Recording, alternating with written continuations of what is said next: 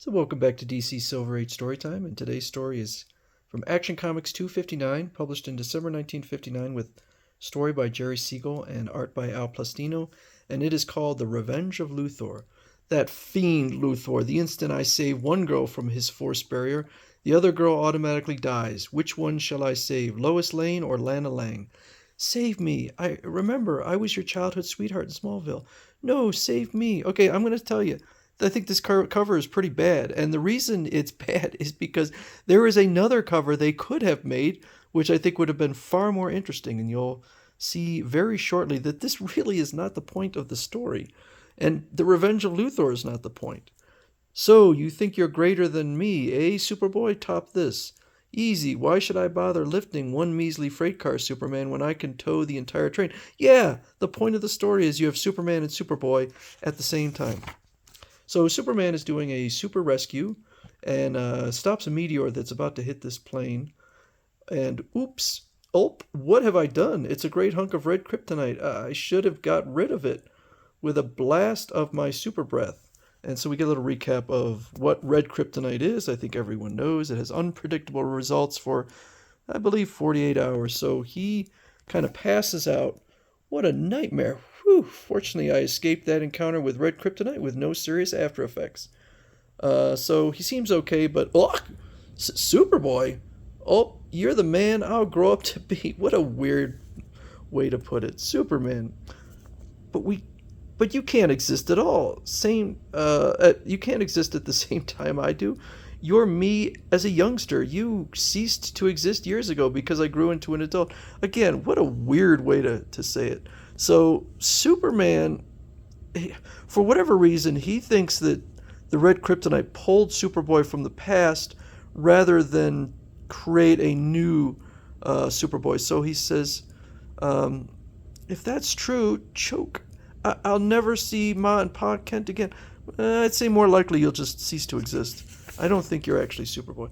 But they examine each other, and they do appear to be legit, including their fingernails, or fingerprints. And Superman, for whatever reason, says, let's see if you possess all my superpowers. Can you do this? I can do better than this. All right. You don't have to show off. Put it down. And so Superman starts melting a mountain. Superboy digs and creates a mountain. So Superboy starts to get dressed. I've told you the location of my Fortress of Solitude. Go there. Meanwhile, I'll change back to Clark Kent and report back to the Daily Planet. What are you doing? Changing back to my Clark Kent identity, of course, like I always do. You fool! If word gets out that Superboy and Superman exist simultaneously, and if people were to see a young Clark Kent and a grown-up Clark Kent at the same time, they'd put two and two together. Good job, Siegel. I like that one. And realize Clark Kent is Superman's other identity. I guess I made a boo-boo. On a matter of such vital importance, we can't afford to make mistakes. What happened? Did the red kryptonite that brought you here make you stupid? If it made me stupid, it gave you a terrible temper. Gosh, the way you're whipping up such a storm, you'd think I did it on purpose. So he just sends him off to the Fortress of Solitude. Get lost. So there's a crime going on. Looks like a spaceship, a UFO is landing, and out come these alien-looking fellows. Haha, everyone ran away just as we planned. Quick, into the bank after the dough. If any stragglers try to stop us, wipe them out. And Superman sees them, but he can also see under their masks, and they're just regular old criminals. Whoever gets away with a crime like that in Metropolis, I don't know. You would think you would be wanting to do the most hard-to-spot crime. I don't know, forgeries or something. Superboy shows up and bumps right into Superman. You fool! Thanks to your butting in where you don't belong, those crooks got away with the loot, stupid. I feel like they probably should have had time. Temper. Everybody's staring at us. If you're going to bawl me out, at least do it in private. So everyone's kind of, I guess, stunned that Superman and Superboy are there at the same time. So they go off to this criminal, Flashy Burke, who has a box full of counterfeit money. And Superboy looks in, but his X-ray ends up lighting it on fire because it's too high. Haha, you used too much X-ray vision. There's nothing in that box but ashes. Thanks for destroying the evidence, kid. You've ruined everything again. Don't you know how to control your X-ray vision? Oh, poor Superboy. So, Superman is really having his issues with Superboy, who now he sees a rodeo. Oh, let me go check it out. But because he's got a red cape, all the bulls start going crazy. If you're going to act stupid, keep away from me. I don't want my work sabotaged by a Superboy made stupid by red kryptonite. Oh yeah? And I don't want part of a super hothead. Your collision with that red kryptonite made you touchy. You and I are through. So we finally get Luthor, who sees what's going on. And I guess he figures out that Superboy is stupid and Superman is temperamental. So he puts this incredibly obvious trap.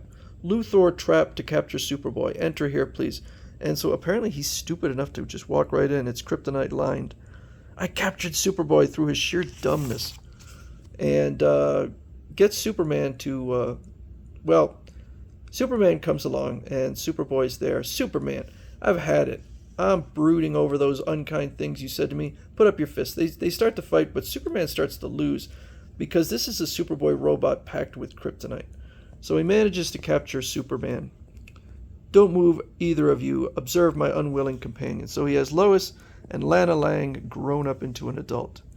This is a warning. Do not penetrate the Force globe. If you do, the Force rays will kill the girls. Unlike myself, they are not properly insulated. So Superman tells Superboy not to do anything. And now Luthor wants the two of them to fight to the death, or he'll kill both the girls. So they go at it, but they're both invulnerable, so there's nothing they can do. Superman, Superboy, I don't care what happens to me. Stop fighting. Get Luthor no matter what the cost. So he says, save your breath. I know human nature. Superman would never deliberately cause your death, just as Superboy would never knowingly destroy Lana Lang. I planned this quite thoroughly. Oops. So they start fighting with their X-ray vision. Drat, I was afraid this might happen. It's a case of the irresistible force meeting the immovable object. So he comes up with a different plan. A double-chambered metal cabinet rises up out of the floor. Luthor bids Superboy enter, which we don't see, one chamber, and closes the door afterwards. So I guess Superman didn't see that? The cabinet is constructed of lead, which is impervious to your X-ray vision. Superboy is in one cabinet, a deadly kryptonite meteor is in the other. You will open one of those doors immediately, Superman. If you open the Superboy door, I will kill him with kryptonite, and the rest of you will go free. However, if you open the door which hides the meteor, you die, Superman, and the others go free. I have calculated that Superboy will soon return to his own time era, when the effects of that red kryptonite wear off, and now, Superman, choose, let us see who will die. So Superman is, what should I do? But he also is thinking, wait, if Superboy dies, he'll never become Superman. So he's essentially killing himself. So Superboy starts tapping out here in Morse code, but Superman's thinking, well, I don't know, he's kind of stupid. Maybe he's trying to actually trick me with super ventriloquism. Choose, Superman, choose now, or I destroy the two girls. Choose, choose. The sound of Luthor's mocking laughter rings in Superman's ears as he awakens at the very spot where he had fallen to Earth after colliding with the red kryptonite meteor. It was all a dream, induced by me being exposed to red kryptonite. I should have known, because Luthor is safely imprisoned in jail. Actually, if Superboy really materialized, we would get along fine and make a great team. But what if it hadn't been a dream? What desperate choice would I have made if it had happened in real life? If it had happened, the Superboy door or the kryptonite? Yeah, I don't love the ending. I think it would have been cool if the red kryptonite actually did have the two of them at the same time. So, and maybe just skip Luthor entirely. Interesting story, interesting idea. I don't love it, but I also don't really dislike it. It's good, I'd say.